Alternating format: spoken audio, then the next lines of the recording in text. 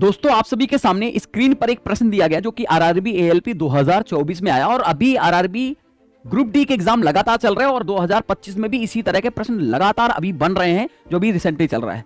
साथियों देखो क्या कह रहा है कि Fe की रिएक्शन अगर H2O के साथ होती तो Fe3O4 प्लस H2 बनता, लेकिन ये बैलेंस नहीं है।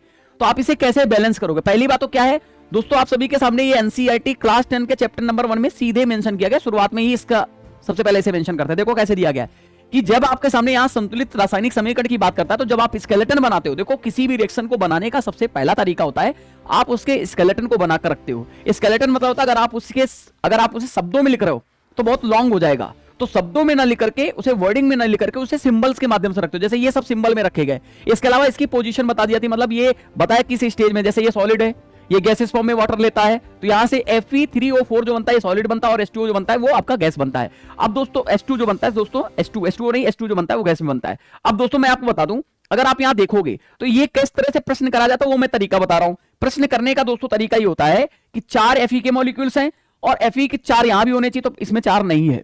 सबसे आसान तरीका है, यहां पर 3 Fe है, यहां 3 Fe है, यहां पर 8 हाइड्रोजन है, तो दोस्तों यहां पर देखो 8 हाइड्रोजन हो गया, यहां 4 ऑक्सीजन है, यहां 4 ऑक्सीजन है, इसका मतलब क्या हो गया दोस्तों, बैलेंस रिएक्शन हो गई।